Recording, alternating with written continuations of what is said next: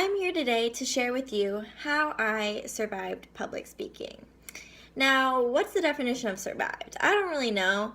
I just know that I've made it through the semester. I mean, yeah, I'm failing the class and I'll probably have to retake it, but I survived, right? I'm here, I'm living, I'm breathing, I'm doing well. So I have the top 5 ways that I survived public speaking. Number 1 is I took as much rest as possible. Rest is really good. And by rest, I mean I slept when I was supposed to be in class. I didn't really ever go to class because what the teacher says really doesn't matter. What do they know that I don't already know about speaking? So I didn't really go to class. I also didn't really look at Canvas. I don't really know my login. So I just kind of use that time to hang out with friends and relax, and that's what's really important, and so that's what's helped me survive so far. My number 2 tip is to not stress about preparing for your speeches. It's basically just to wing it. I am speaking perfectly right now, right? And I haven't prepared anything.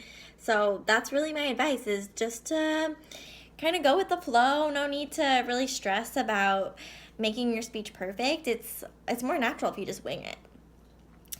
My number 3 tip is, since you do have to have sources in your speeches, I always use Wikipedia because it just has the most abundant amount of information, and you can type in one word in Wikipedia and get like a million results, and it just kind of gives you a quick summary, and it's really the best way to find source information.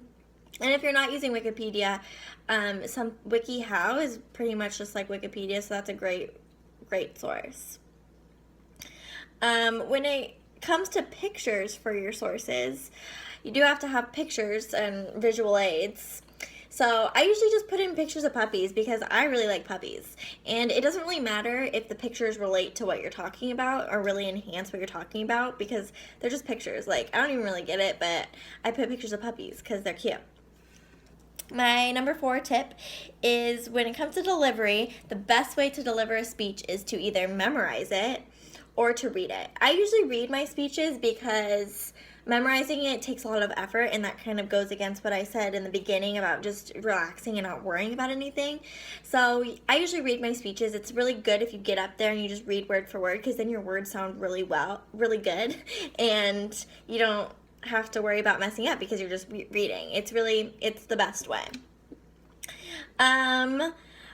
Also, the best way to use a filler, instead of just pausing and taking time for your audience to think, that's really awkward. So you should use words like and hold on and sorry, I forgot what I was saying. And those things really make it so that you don't have a lot of awkward silences. It's the best way to do things. And my 5th and last tip for surviving public speaking is to make your speech really about whatever you want it to be.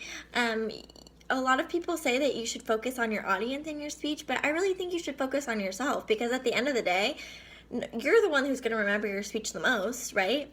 So if I like puppies and my audience doesn't like puppies, I should still talk about puppies, because I'm probably the most important person in that room.